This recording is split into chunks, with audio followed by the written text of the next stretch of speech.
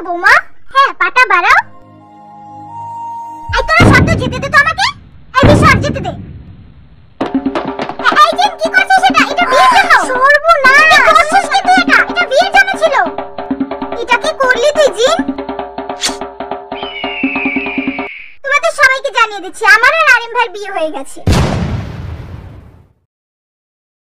আবার শুরু করলি তো দুষ্টুমি করা, এখনই সব চলবে না, সবাইকে বারণ করতে দে। ওদের বিয়ে হয়ে গেছে ভাবি, শুনে নিলে তো? তাই ভাবলাম আমারও তো বারণ হওয়া উচিত, কারণ আমিও তো বউ নাকি। আপনারা প্লিজ কেউ ভুল বুঝবেন না, এটা জাস্ট একটা মিস্টেক ছিল। এই ভালো মানুষটার মুখটা তো বন্ধ কর তো, এত বকবক করে কেন?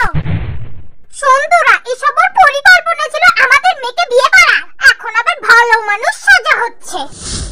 প্লিজ মা, ওকে এভাবে বলবেন না, ও এখন আমাদের বাড়ির জামাই, এটা অন্তত আপনাকে শোভা দেয় না।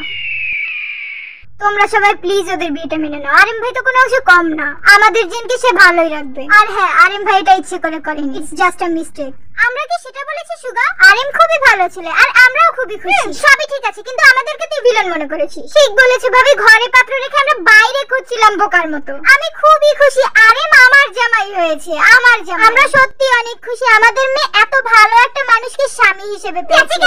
গেছে তোদের সব কটার মাথা চলে গেছে। এই ছেলেটা খেয়েছে, বদমাইশ ছেলে, সবার মাথাটা খেয়ে নিল পুরো। মা প্লিজ, আপনাকে আমি আগেও বলেছি, এখন আবার বলছি। আরিম বাবা প্লিজ, তুমি কিছু মনে করো না, তুমি আমার জামাই নও, আমার ছেলে আজ থেকে। কারো কথা একদমই কষ্ট পাবে না তুমি। আরিম, এই ছেলে বোকার মতো কাঁদছো কেন? আমরা কি তোমাকে কিছু বলেছি? এটা খুবই বাজে। এখন কিন্তু তুমি আমার হাতে মার খাবে। আরিম, থ্যাংক ইউ আন্টি, আমাকে আপনাদের পরিবারের একজন করে নেওয়ার জন্য।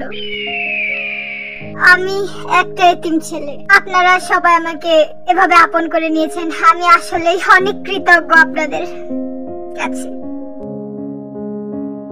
না না, খুশির দিন এটা মানা যাচ্ছে না, মনে হচ্ছে মরাবাড়ি। হ্যাঁ একদম ঠিক বলেছ। কোথায় ভেবেছিলাম নাচবো গাইবো, এত কান্নাকাটি ভালো লাগছে না। আজকে আমিও নাচতে চাই। জিমিন, তুমি আর আমি কিন্তু একটা খুব সুন্দর কাপল ডান্স করব। বিয়ে বাড়িটা মরাবাড়ি হয়ে গেছে না, এইজন্য কাপল ডান্স করে একটু বিনোদন দেই সবাইকে। এত ডান্স করতে হবে না ক্রিসবু, আমরা সবাই টায়ার্ড। তুই তো এমনিতেই বিলাই, তুই তো টায়ার্ড হবি। আমি তো জিমিন আর আমার কথা বলছিলাম। আচ্ছা হয়েছে, এখন বউ বরণও করতে হবে। কতক্ষণ থেকে তোরা দরজায় দাঁড়িয়ে আছিস, তার কি খেয়াল আছে কোনো? পাটা এখন বাড়াও মা।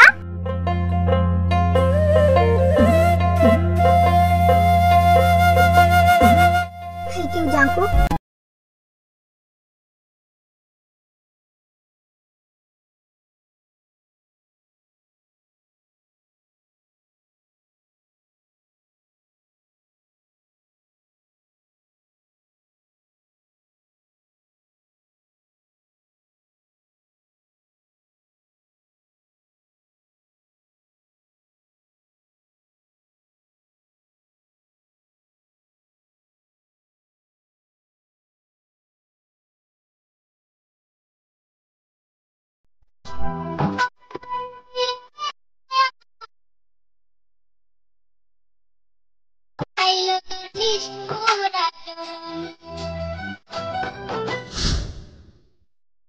এখন পারফরম্যান্স করবে জিমিন আর ক্রিসবু।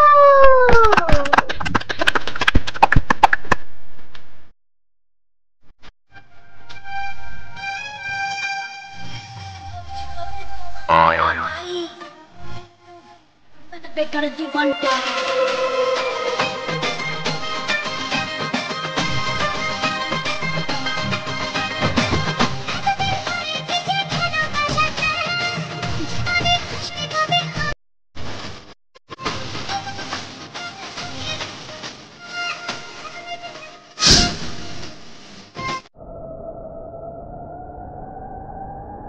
আই জিমিন, কি হলো গাও?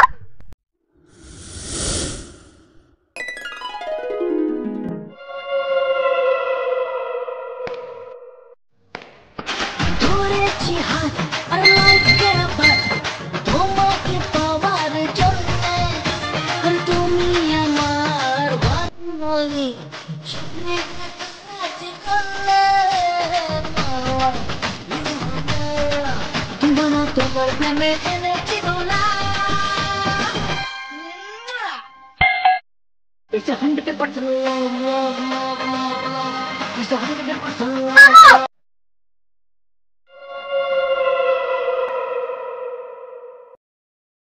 অন্য কেউ নাচো। তাহলে এবার আসবে আরিম আরজি। আমি তো ডান্স করতে পারি না জেহব ভাই, তোমার বউ তো আছে তোমাকে শিখিয়ে দেওয়ার জন্য। এসো নাচি এসো। আরজিন কি করছো?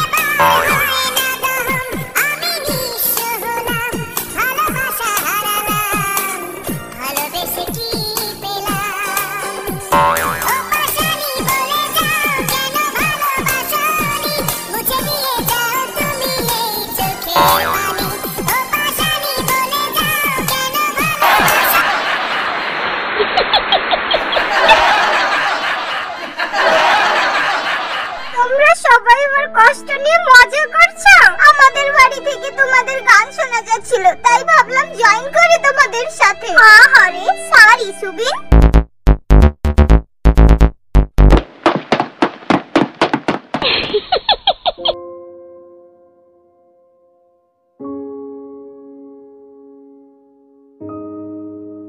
এখন কে গাইবে? এখন কে গাইবে? তুই গা। তুমি কোথায় যাচ্ছ? আমার ভালো লাগছে না, এই জন্য আমি ঘরে যাচ্ছি। না না, এটা বললে তো চলবে না, তোমাকে এখানে থাকতেই হবে, নয়তো আমরা সবাই খুব কষ্ট পাবো। তুমি এখন একটা গান গাইবে। ঠিক আছে,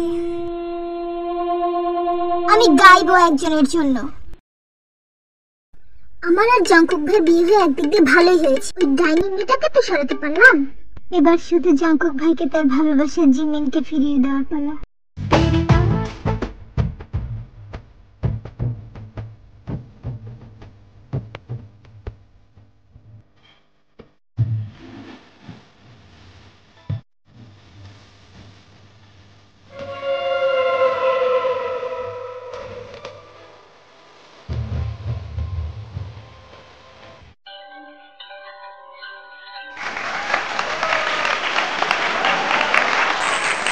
এবার কারা আসছে?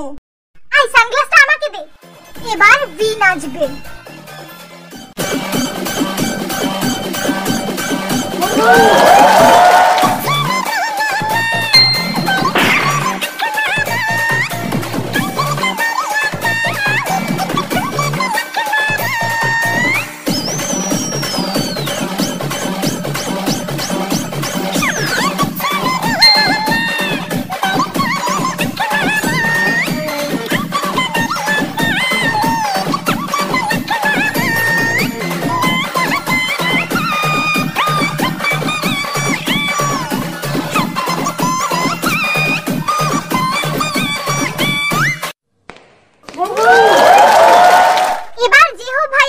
গাইবে, ঠিক বলেছি তো? সরি, আমি তো গাইতে পারি না। কলেজ টাইমে তো তুমি গাইতে। জেহব, মানে তোমরা ইউএসএ তে একই কলেজে পড়তে? আমরা একই কলেজে পড়তাম। অনেকদিন আগের কথা তো, তাই জেহবকে ভুলে গেছিলাম। জেহব ভাইয়ের সাথে পড়েছো, তার মানে তুমি জাংকুক ভাইয়ের থেকে বড়, তাই না? একই কলেজে পড়েছি, কিন্তু আমি জুনিয়র ছিলাম। এখন তাহলে গানটা শুরু করা যাক জেহব ভাই। আমি তোমাকে বুঝিয়ে দেব এটাই, ব্যাগে আধা রাখি ফিজিক্স বই শুরু, তুমি নেই তাই বইটা খুলি না, তুমি ছুঁড়ে ফেলে দেবে